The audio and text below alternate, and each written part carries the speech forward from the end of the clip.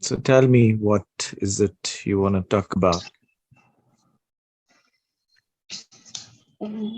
So I don't know. I mean, this just, suddenly this question just popped in my mind the minute I woke up that morning, and I was just lying in my bed. And this question just came to me, that, am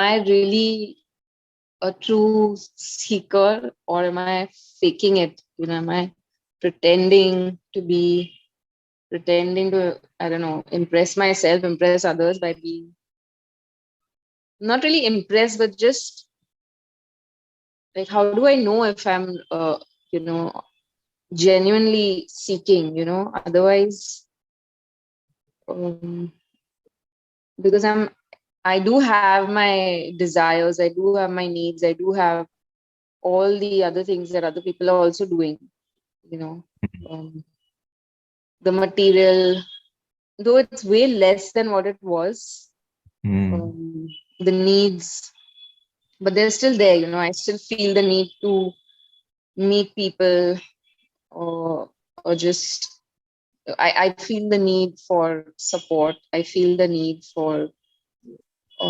friendships, companionships. I want to have a good time. I want to maybe enjoy my glass of wine once in a while with friends. I want to enjoy a good meal. So, I mean, I have all these needs, and, I guess even sexual needs, every other need that any other human has. So I'm just wondering, how am I different? So, so my question to you is, what do you think is like a true seeker? So your question is, am I a true seeker, right? Or am I truly spiritual or something like that, right? Yeah, like a seeker. Yeah, okay. So then what in your viewpoint would constitute a true seeker? I don't know. I don't know the Because you're saying, okay, so qualifications. let me sort of derive a true seeker according to the unconscious definition that you have. You're saying that I have these desires, I have these needs, I have physical needs, emotional needs. And so there's a hidden assumption that if I am a true seeker, then I should not have these needs, isn't it? I mean, then, these needs to seek pleasures, Okay. Sometimes I just feel guilty about it. Like, why am I not able to just give up, not Okay. even So having that. what pleasure? Like if you were to take one example of some common pleasure. Like, say, Uh, enjoying a glass of wine with my, when we meet yeah, once in a while with yeah, friends, yeah. So or you having feel even that, non-veg for that matter, okay. like, I'm not So able to give up totally, even though I want to. what makes you want to give up a glass of wine or non-veg? Because you have a certain idea in your head that if I'm a true seeker, then I should not have consume any alcohol of any kind, or I should not have non-vegetarian Yeah. uh, for the sake of pleasure. Is that what it is? I mean, yeah, that's what, at least, what I have learned in yoga, and that, Hmm. when I'm having non-veg, it is doing violence. And Hmm. then alcohol is, of course, a form of intoxication and pleasure. Hmm. So these things just make me like somewhere cringe inside that I'm still having it, Hmm. even though I have it, but there is a little guilt when I'm doing it and inside, and then I forget about it. Hmm. Hmm. It's I'm just Okay. like, speaking very, very What about other pleasures? whatever is Like happening. what about other pleasures? Like supposing, fine, even if you're having vegetarian food, right? Like a Yeah, well-cooked vegetarian dish, something you really enjoy. What is that? Give me an example. just my that would be a good home cooked meal, or maybe a fish curry thali in a, Fish curry. Well, okay, Malwani even that thali. is Thali. that That's also non-veg. becomes Yeah, that's not. That's not okay. veg. Maybe. So give me a pleasure where you would not feel guilty about a pleasure of a certain kind. Give me an example. That would be my home cooked curry chawal or Yeah, kadhi chawal. Okay, so now when yeah. you eat kadhi chawal, does it give you some sensory pleasure when you eat kadhi chawal? Yeah, it does. I mean, it feels good, It feels good. So but then then I don't feel guilty then. you don't feel guilty. So only when it comes to alcohol of, and I'm guessing you're not really drinking in that sense. You're just having a glass of wine once in a while, right? Something like Yeah, that. once in a while. Yeah, Yeah. just Okay. during occasions or something. That's it. Yeah. I And don't you eat have that. non-vegetarian, and then so those are the things which are making you feel little Yeah, like, guilty. and even like, obviously you have your physical needs every once in a Yeah. while, Yeah. and then more. So that's one aspect, and then the other aspect is that there are judgments happening about people, there are conflicts happening, Hmm. and there is, I mean, everything is happening. So I don't see, like, how am I different? Like, am I really a seeker? Because I mean, maybe these are very natural and human, but I Okay. just question myself. How am I, like, am I genuinely seeking? Yeah. So I think it's important to then really understand or bring more clarity into what is this seeking. When Hmm. we say I am a seeker, I'm seeking, Hmm. and then am I a genuine seeker or am I just fooling myself? Then the question comes primarily. There are two questions. One is the question is, what are we seeking? That's one. And the second question is, what is a genuine seeker then? Hmm. Because from our conversation so far, it seems you have a certain image of a person who behaves in a certain way, that this person is a genuine seeker, a person who doesn't have alcohol at all, somebody who doesn't have non-vegetarian at all, somebody who's free of sexual desires. Then you feel that if this person is free of these desires, then this person is a true seeker. That's like an image that the mind of yours has created based on Yeah, maybe whatever you have read, right? correct. Yeah. Then, so that's one. So I'm just bringing it to your awareness that in your own mind, you have created this image of a person who's free of sensory need for sensory pleasures. He's a true student of spirituality. So that's one. And the second question comes as to then what is it that we are really even seeking? Are we really seeking freedom from all desires? Is that what we are seeking? What is it that we are seeking? No, I mean, that's not seeking, but shouldn't it reduce with, the more you're on this path, it should automatically just go off. Well, it reduces, it goes off, or it diminishes over time Hmm. is something that will happen, I guess, whenever it's happened in the way it's meant to happen.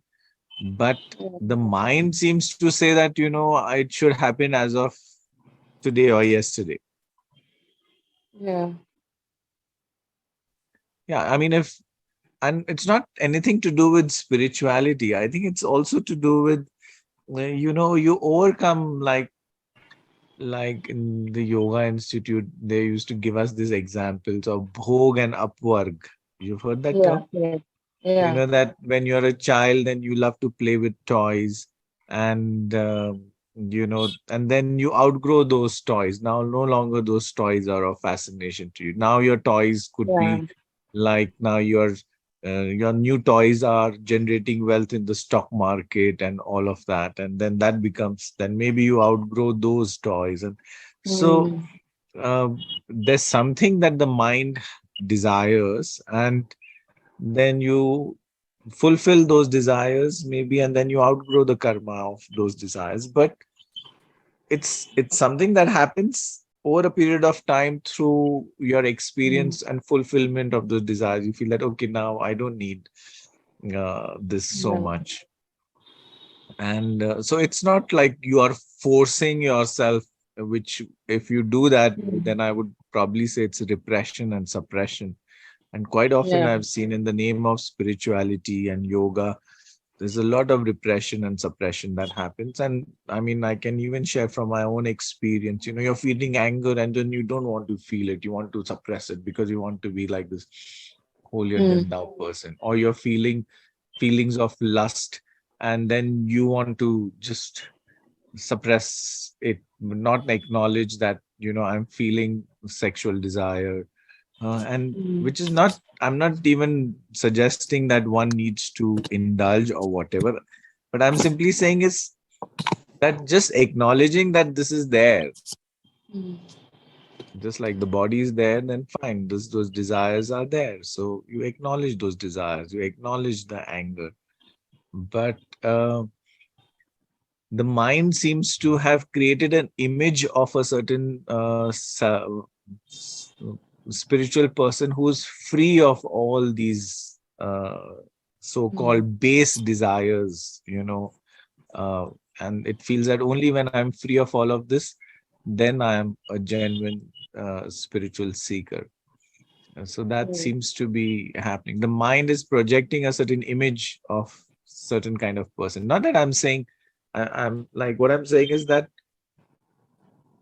in themselves, experiencing pleasure is not good or bad. It is what it is. And maybe over a period of time, you outgrow some pleasures. It's like when you experience the bliss of being. I'm just giving an example. Like you're sitting quietly and you just feel so nice and content and peaceful and complete. And then perhaps naturally you don't feel the need to, out of that, you don't feel the need to do other things to complete you, to get that sensory Mm. gratification and pleasure, because your own being is very nice and pleasant and blissful to be. And then out of that, you, some pleasures automatically get shed. That's fine, it's a natural organic process in its own space and in its own time it happens. But the mind is saying that no, no, no, if I'm doing this, then I should not be doing this, because this is what a spiritual person is supposed to be like. Mm. Mm. And in fact, you know one of the things about what we are seeking is, I think that's worth exploring. What are we really seeking? Are we really seeking to be a certain kind of a person? Yep.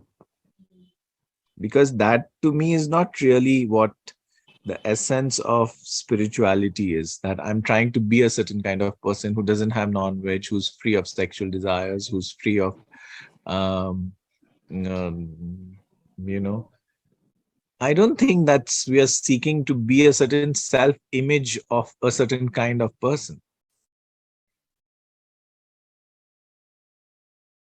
Mm. Because that's really what the mind is projecting, that a certain kind of a self image of a spiritual person, and it is projecting that in the future. Like there's so many examples, like I can do you know Hitler was a vegetarian? Oh, really? I don't know that. And do you know that the Dalai Lama has non-vegetarian whenever he goes abroad? No, I didn't know that. Wow. That makes me feel better.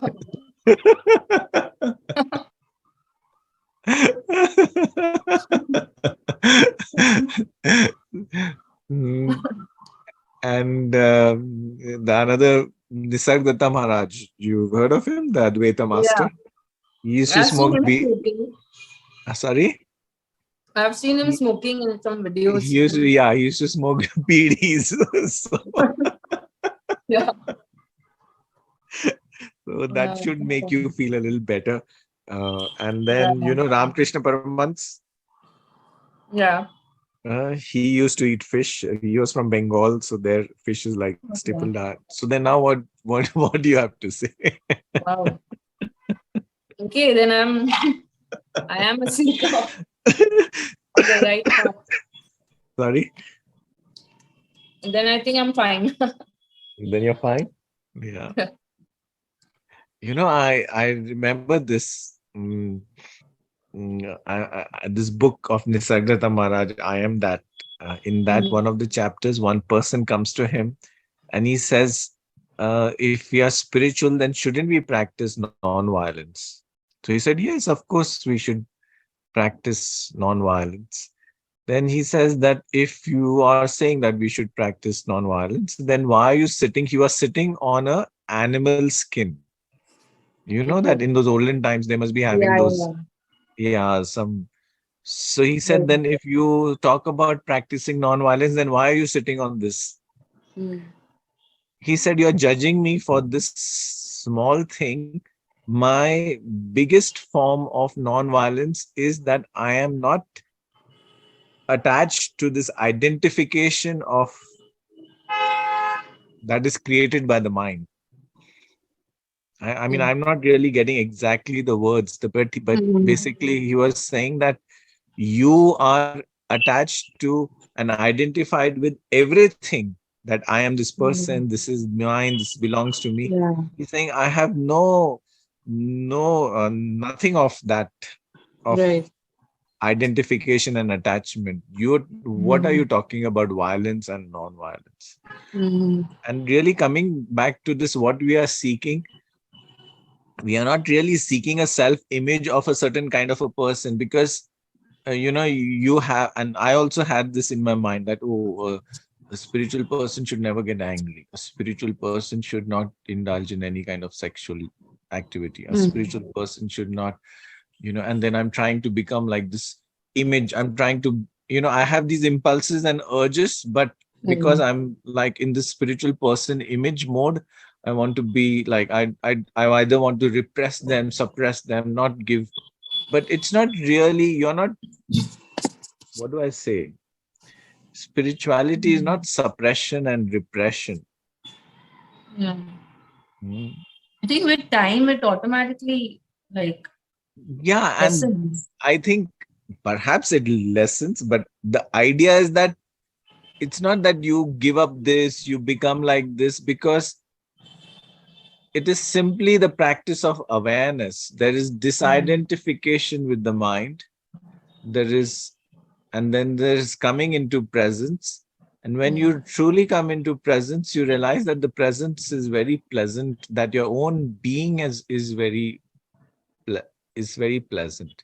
And perhaps because you experience more sense of completion, um, and pleasantness of your own being, then the urge to complete yourself by ambition, achievement Mm. orientation, sensory pleasures, that diminishes, because you find that contentment within you. You getting what I'm saying? Yeah. I So, also feel like sometimes I feel like I'm not sure if this is like this whole thing that sometimes like these days I no more feel like going out there and achieving things and doing this. hmm, I yeah, sometimes like I hope that's not my laziness, or am I just being too passive about it and like lazy am about I it. using spirituality as an escape or an excuse for Yeah, not doing something, right? That's the question, right? right. Yeah. Yeah, so I Sometimes these things can be very confusing and like hmm, you don't know which space are you. At least I don't know what space am I in. hmm, hmm. Yeah. So how do you know for sure? Hmm. How do you know whether you're not using spirituality to not do something? Yeah. I really don't know what the answer could be for that. Uh, but I think one can discern one thing that I feel one can discern, that what I'm doing, is it coming out of a certain kind of a compulsion within me? Are you Okay. getting what I'm saying? No. Like when when you're operating out of the mind, then you're operating out of something that, okay, I want, it's, there's some kind of a feverishness around it. Ah, okay. You, Like a yeah, restlessness. restlessness. Come on, I have to go on, I have to achieve it, I want to show it, you want to prove it to yourself, you want to prove it to somebody else. You're getting what I'm saying? Mm. You Yeah. want to show, you want to prove, you're getting, that's the way the mind operates. Yeah. There's like a feverishness, so Right. that is definitely coming out of the mind, which is a state of incompletion. And then the so-called ambitiousness that we have of the world is mostly of people who are not content and complete in themselves, and whatever they are doing, they're doing with the hope of becoming complete and whole by doing and achieving something, and which is like a never ending story. Yeah. Okay, so that's one way of doing. Another is not so much a doing which comes from the mind and lack and incompletion or insecurity or the need to prove yourself, but comes out of a natural self expression, a natural creativity, uh, and it's more organic. Are Right. you getting that? Yeah. So this is one kind of a doing which is coming more out of achievement orientation, ambitiousness, goal orientation, wanting to prove yourself, and all of that. And the other one is more out of a natural creativity, a natural self expression, and whatever Right. seems to be emerging in the moment. It's not like, you can say, okay, I'm going to, the ambitious person will say, I will paint, um, I will create two paintings, or one painting in a week, or something like that. And really speaking, the creative process happens naturally by itself. Yeah. Which is not to say that one can, even by itself, one could also say that fine. It so this is more like you're imposing something on you, which is the way of the mind. You're imposing a certain task, a certain goal, a certain something, and this is something which comes out naturally and originally or organically. Mm. This Right. even you can, even a goal can come out of organically, like, okay, I need to write a book, maybe I need to set a goal, I will do that, I will write so many pages in a day. But it can come organically, and the same process can come as an imposition of the mind, that come on, do it, you have to. Mm-hmm. So only you can find out for yourself whether what I'm doing is coming more from the mind, which is forcing myself to do it, to achieve and to prove, or which is coming out of a sense of insecurity and lack, or what I'm doing is coming naturally out of the expression of the moment. Mm-hmm. Only you can discern whether this is coming as an imposition or it's an organic movement. Right. Okay. Hmm. So I think, and sometimes I think, you could be in a state of non-doing for a period of time, and suddenly then, you'll have a burst of activity, and then you want to do it, and then it's very organic. Mm.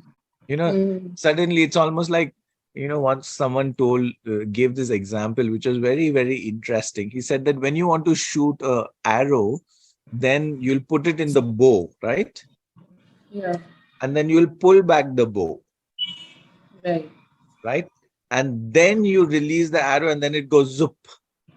Correct. Yeah. Good.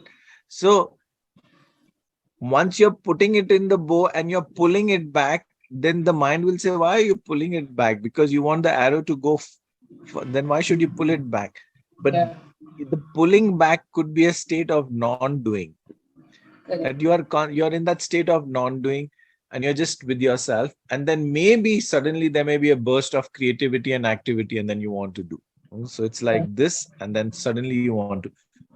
So that's the way it is. It is not so much coming from the mind space that I have to do, which is typically of planning, strategizing, and all that way of doing. Yeah.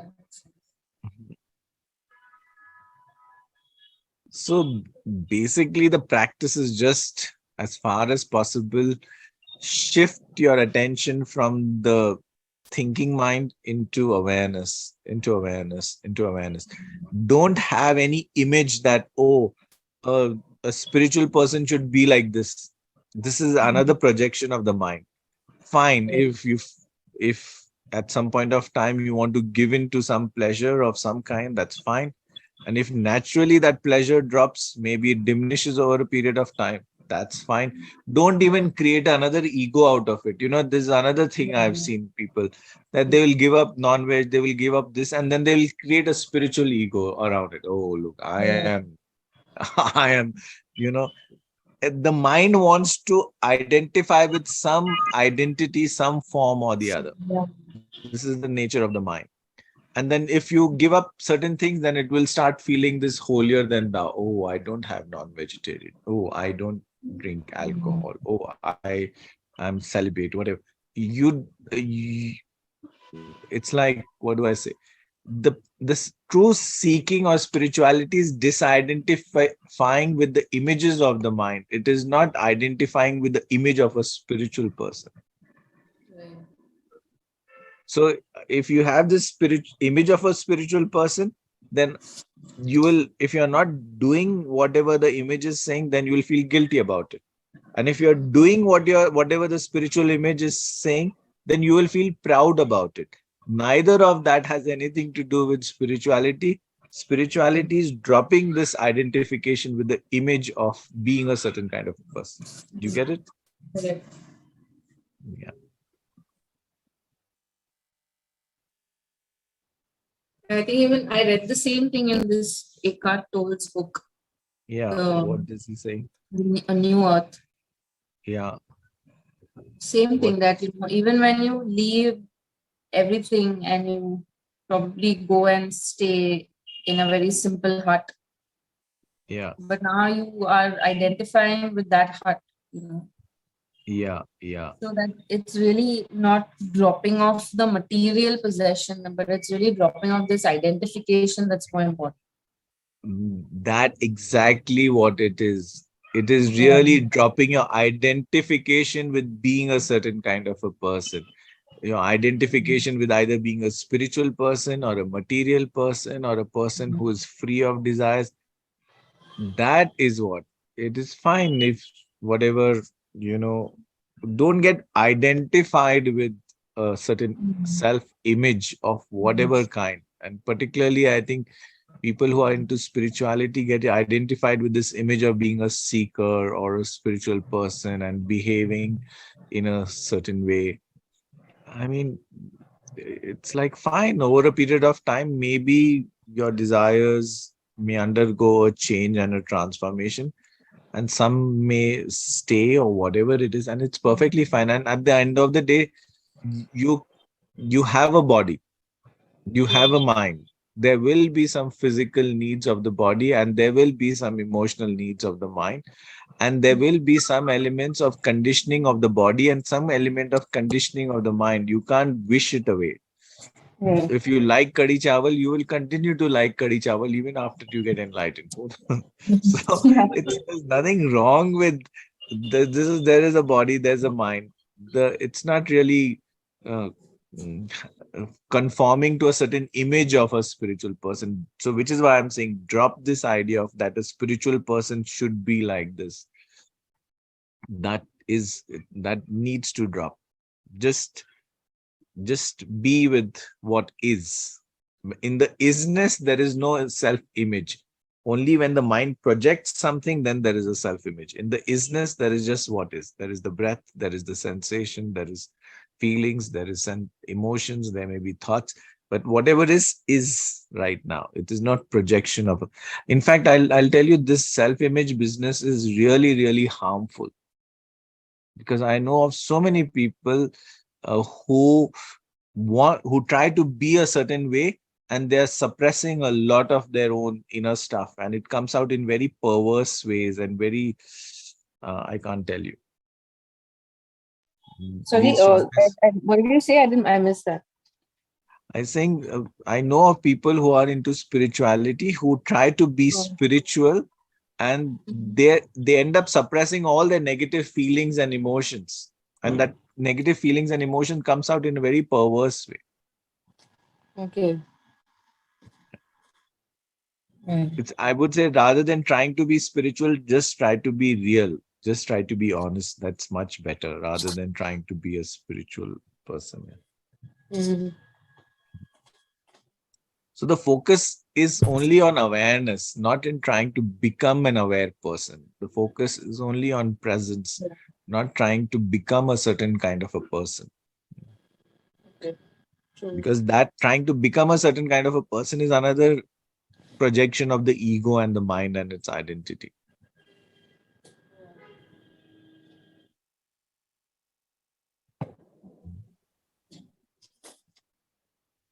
So, yeah. Anything else you want to ask? No, yeah, I mean, I just realized that even the whole question that came up was also the mind, trying to create an image out of it. Yeah, that is the thing. The mind is projecting an image of a spiritual person, and then it is doubting itself. Oh, am I? Mm. The problem is or every image that the mind has and identifies with, whether it's a spiritual person, whether it's a material person, whether it's a um, the problem. I wouldn't even say it's a problem.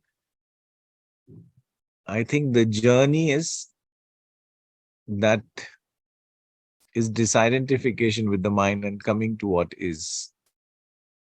And in that sense, this word seeker is a very, I would say, is a misleading word. It's not really a good word, because it presumes that there is a person who is seeking something in the future. Yeah, that's true. Again, So that's a that, word we connect with. yeah, and it's the most commonly used word. But I think really the Yeah. essence is that you're seeking something, a deep answer within, and you're not trying to find answers in the outside world. But this whole word seeker itself is because the essence is you're free of any kind of seeking. Only when you're free of any kind of seeking, then you're just with what is. Till the time you're seeking something, then you're not with what is. Hmm. Yeah, and then the word seekers again, it brings up a lot of associations, right? Yeah. Maybe Yes. a better word would be a beer. I don't A just what? be. Yeah. Just be. So Okay. I don't know, what would you call a person who just bees? Would you call him a beer? Because there's a doer, there's a seeker. Seer. But what about someone who's just being? Hmm? Yeah. What do you call him? A beer? And how can, but that even being it can't be translated into a noun. It cannot be translated because seeker is a person, doer is a person. But when you're being, there is no person. There is just Yeah. this being. In this being, there is no person. There is just being. There is just existence. There is just this life. There is no Yeah. liver. There is no existencer. There is just this moment right now, life, experience, life right now, existence, right now, consciousness. There's no consciousness, sir. So it's also the language that we use, and then we identify with the language, and that creates a lot of all these problems. So then when we become spiritual, then I become a spiritual person. I take on that role and identity, or I become a seeker. And then whenever I associate my identification with a certain label and a word, then all the things that I associate with that label and word, then I start projecting onto that. And then I try to become that. But this is not about becoming. This is not about becoming a seeker. This is not about becoming a spiritual person. This is not even about becoming an enlightened person. It is not about becoming a person. It is just being. In being, there is no person. There is just what is. And then the being expresses itself in the way it has to express itself. Sometimes the being wants to just be. Sometimes the being wants to act. Whatever the being will do, it does. But the being does not function so much out of an imposition of the mind, but it's a natural, organic expression. It's more intuitive. And then the mind can again take this concept and then get lost in this. Oh, am I being right now? Is what I'm doing, is it coming from being or is it coming from the mind? And then it will play with this, and there's no end to this story. So rather than trying to figure out whether I'm coming from being, the better thing is to practice being rather than trying to understand or figure out, oh, am I being or am I doing, or am I coming from the mind, or am I coming from intuition, or am I coming from impulse, whatever. Just practice awareness. That's the final answer to all these questions. Yeah. You know. Okay.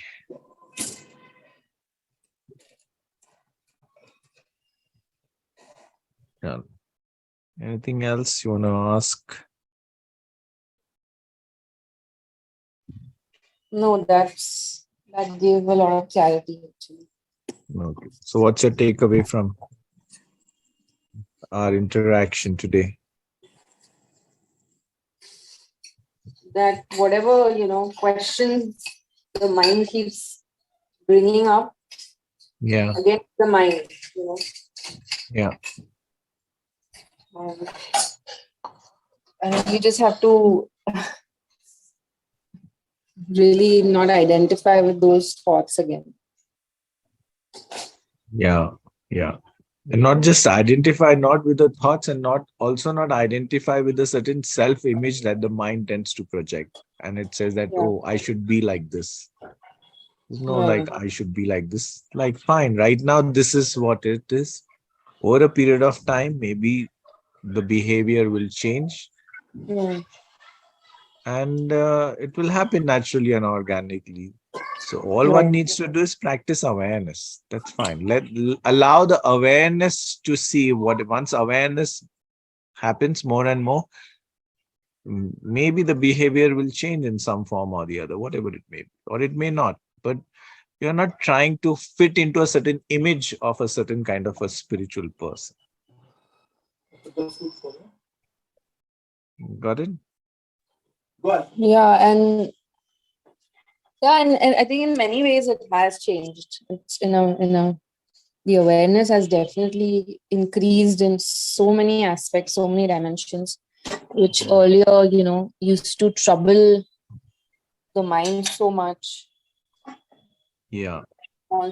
Every small thought that you identify with.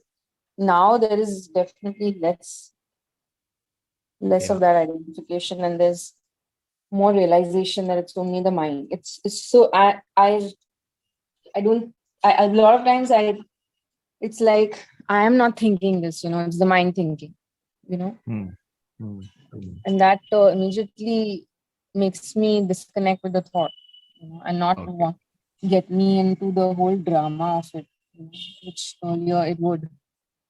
True. Yeah. So that is I think that is a great.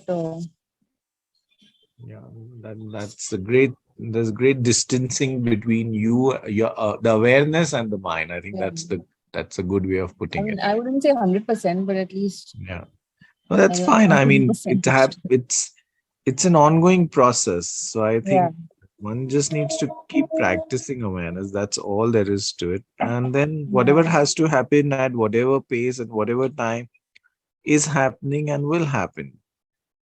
But the mind creates a goal out of it that, oh, I must be like this. I must no longer get angry. I must not have this. I must be like this. That is where all the problem, because the mind is creating an image, and with the image the ideal is not what the current reality is, and then it creates the conflict and it feels guilt and it feels whatever regret and all that. But if the mind stops creating this image, then you're just left with what is fine. Whatever is right now, it's fine. Even if I'm drinking a glass of wine, that is the part of isness. Maybe you can start drinking glass of wine with absolute awareness. That could be the practice.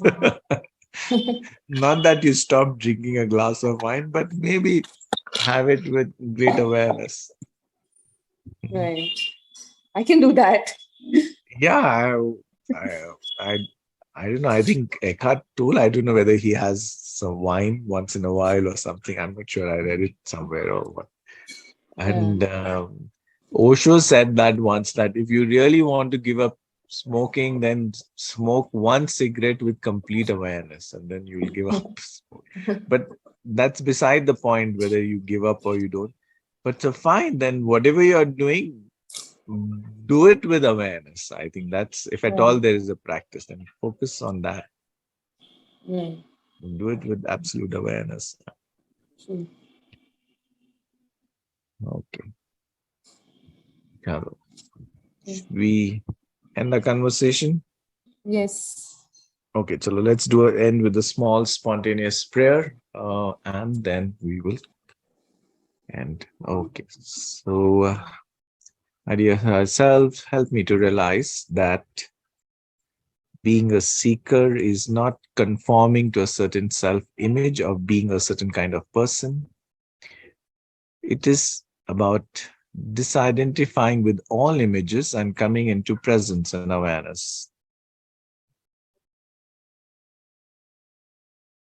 So also recognizing that the transformation that happens through awareness will happen organically on its own, rather than trying to achieve spiritual growth or realization.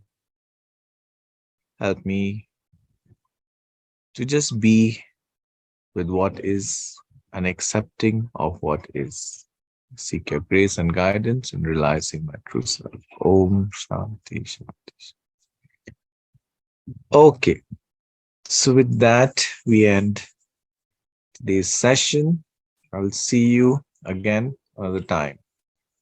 Okay, goodbye. Okay. God bless. Thanks a lot. Take care. Bye.